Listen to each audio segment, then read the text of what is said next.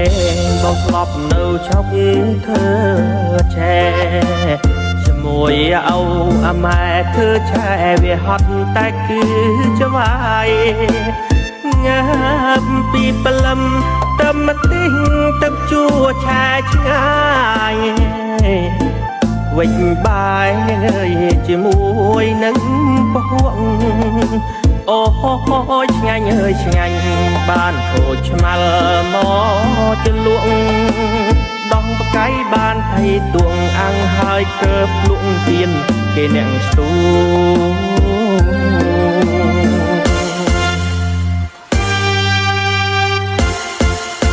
បងនិយាយរឿងឆ្នេហាកាលនោះវាមសត់មមម៉ាំង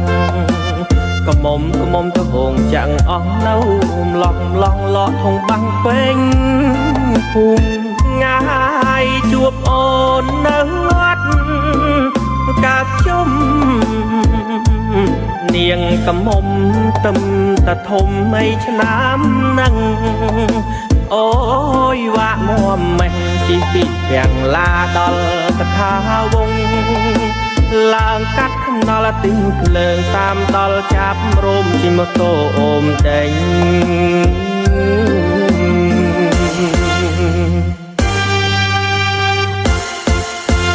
បាន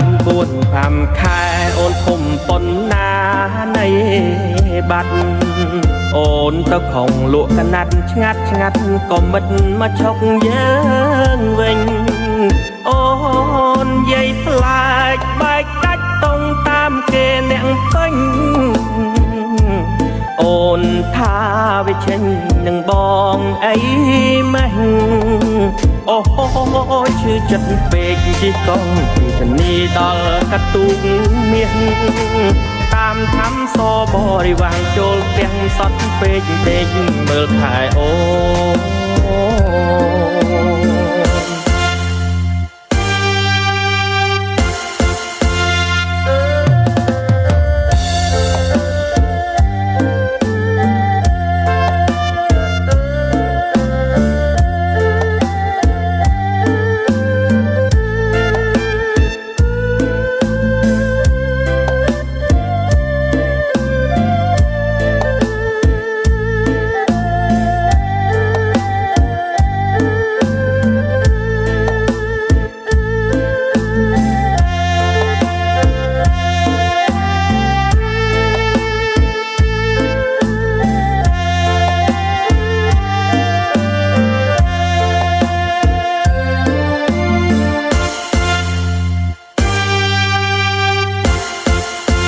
បាន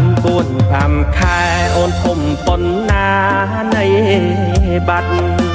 អូនទៅខំលក់កណាត់ឆ្ងាត់